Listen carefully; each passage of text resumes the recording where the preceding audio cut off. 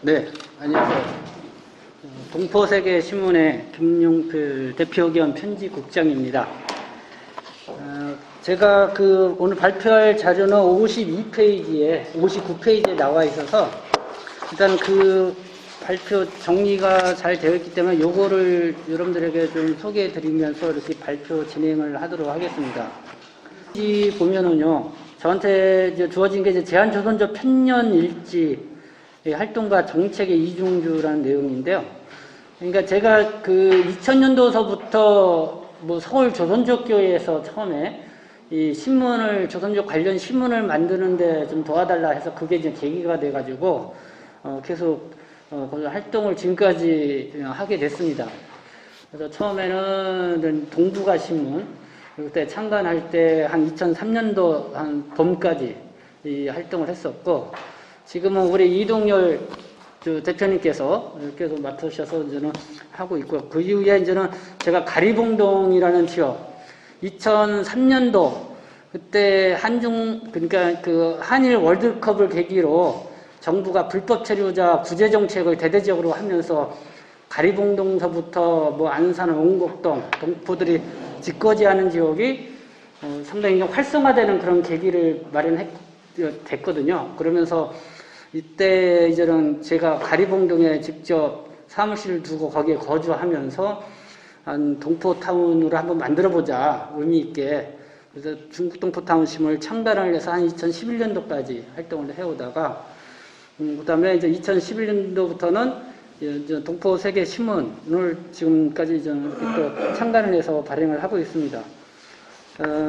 그래서 지금까지 쭉 작성했던 기사를 중심으로 해서 주요 내용을 연도 일자별로 해가지고 쭉 정리를 해서 데이터를 넘겨드렸는데요. 바로 여기에 나와 있는 데이터는 그거를 좀 축약을 해서 제가 정리를 해드린 것입니다. 그래서 그런 취지로 말씀을 드려가고요. 60페이지에 보시면은 중국 동포 사회에 미친 주요 정책, 각 연도별로 그냥 키워드를 좀 정리를 했습니다. 그리고 한중수교 92년도 산업연수제도서부터 또 국적법, 재동포법, 그 다음에 앞서 말씀드린 한일 월드컵 당시 고용허가제, 재동포법 개정, 또 취업관리제, 동포 교육지원 프로그램이 2005년도서부터 2006년도, 그걸로 인해서 중국 동포들이 상당히 이제 불법 체류 상태에서 합법화 조치를 해서 그렇게 됐죠. 이어서 이제 2007년도에 이제 방문 취업제, 그리고 2009년도에서부터 이제 재동포 비자를 한국에 유학 나와서 석사 이상 갖고 있는 학생들에게 재동포 비자를 이제 부여해 주는 것을 시작을 해서, 그리고 2012년도서부터 방문 취업 기술 교육, 그리고 재동포 체류 자격을 좀 확대, 국가기술 자격증을 취득하면은 재동포 체류 자격을 좀 부여해주는 이런 쪽으로 쭉 흐름이 있습니다. 그래서 요 키포인트로 이렇게 했던 그런 정책이 나올 때마다 사실 이 중국 동포 사회가 요동을 친다고 그럴까요? 어떤 그런 현상들이 읽어볼 수가 있습니다. 그리고 지금 61페이지는 가장 최근의 자료입니다. 2020년 6월 법무부 출입국 통계 자료를 좀 중국 동포와 관련된 건데요. 일단은 2019년도까지만 해도 전체 국내 체류 외국인이 252만 명이었는데 거의 지금 2000년 6월 달에는 한 214만 명으로 한 40만 명 가까이가 줄어들었습니다. 40만 명 가까이가. 그런 상황에서, 제가 이제 여기에서 2006년, 그러니까 2020년 6월 기준으로 의미있게 봤던 건 뭐냐면은, 코로나19 사태가 일어나고 나서, 2252만 체류 외국인 중에서 한 40만 명이 줄어들었는데, 가장 많이 줄어드는 게 이제는 중국인들이 가장 많이 줄어들었습니다. 중국인들이 한 16만 명 정도가 출국을 한 걸로 줄어들고 나와 있어요. 근데 반면에 중국 조선족 동포들 같은 경우는 크게 줄어들지 않았던 걸 볼 수가 있습니다. 그래서 이 코로나19 상태로 뭐 중국인이라든가 외국인들은 자국으로 많이 넘어갔다는 측면에 중국 조선족 동포들은 여전히 한국에서 정착하거나 한국으로 들어와서 뭔가 살려고 하는 그런 중국 동포들이 오히려 더 많았다라는 것을 통계로 볼 수 있는 게 의미 있게 좀 볼 수 있었던 것 같습니다. 그리고 참조로 지금 그 불법 체류 외국인이 한 40만 명 가까이 됩니다. 2020년 6월 기준으로. 근데 지금 코로나19 이후로 여러 가지 법무부가 출국 강요 정책을 펼치고 있는 가운데 출국할 수 없어서 어쩔 수 없이 불법 체류하는 사람들이 늘어나고 있는 추세인데 지금 조선족 동포들 중에서도 좀 그런 현상들이 지금 나와 있어서 거기에 대한 어떤 대책이 현재 필요한 부분이다 이렇게 생각이 듭니다. 그리고 이제는 그 국내 체류하고 있는 외국 국적 동포들 62페이지에 보면은 거소 신고자 그러니까 재동포 체류자가 전체 46만 명인데요. 이 중에 이제 중국 국적자가 34만 6천 명, 그 46만 재동포 국내 체류하고 있는 재동포 체류 자격을 갖고 있는 외국인 그 동포 중에 재동포 중에 중국 동포들이 34만 명으로 제일 많고 그다음에 미국도 4만 3천 이 정도 이렇게 되는데요.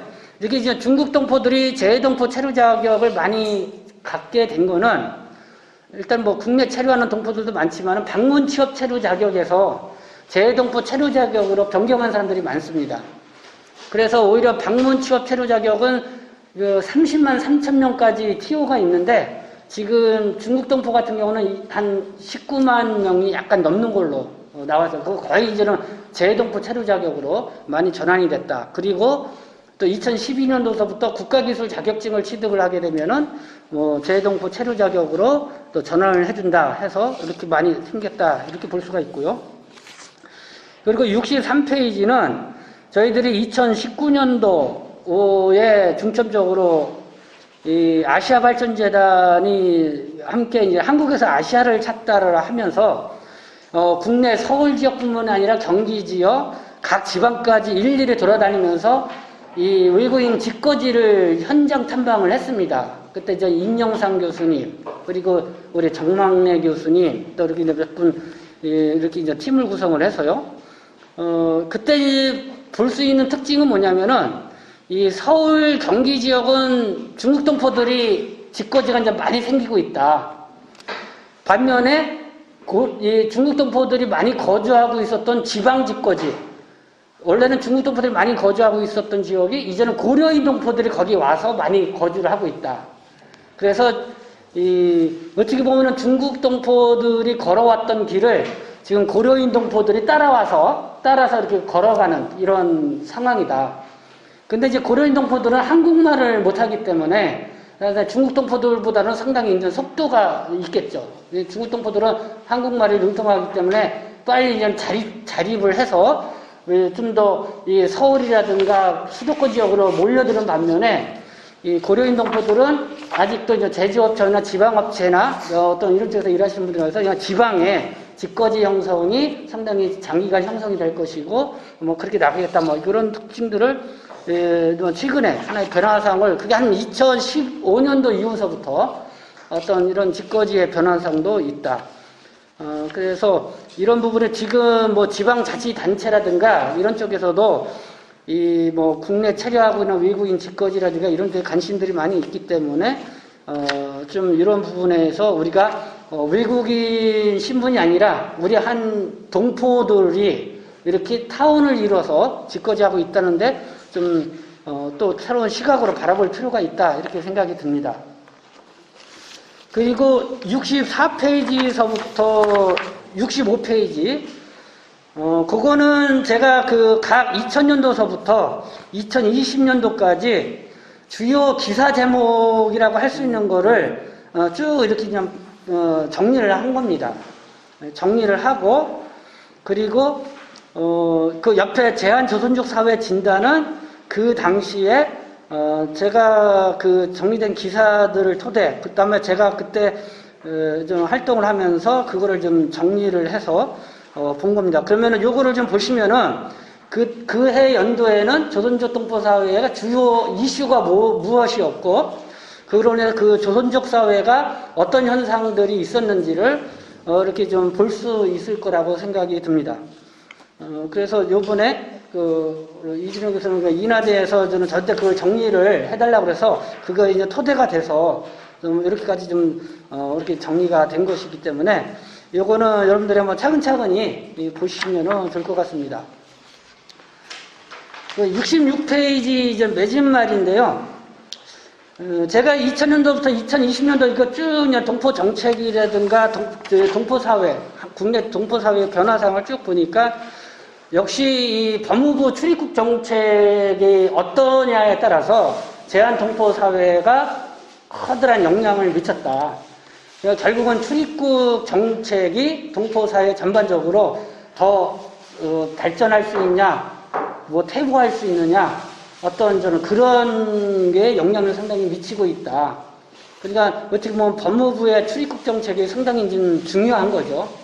그리고 또 뭐 다른 부처, 여기 재동포 재단이라든가 뭐 이런 기관들이 있지만은 거의 뭐 동포 사회는 영향을, 국내 체류하고 있는 동포 사회는 거의 영향을 그러니까 미치는 뭐 그런 위치가 있지 않다. 결국은 법무부하고 있는 노동부인데, 이 노동부도 어쨌든 노동 인력으로서의 측면, 외국인 노동 인력으로서의 측면으로만 바라보는 측면이 있기 때문에, 어쨌든 그쪽은 이제 고용 허가제 쪽인데 많이 이제 그쪽 부분은 줄어들었어요.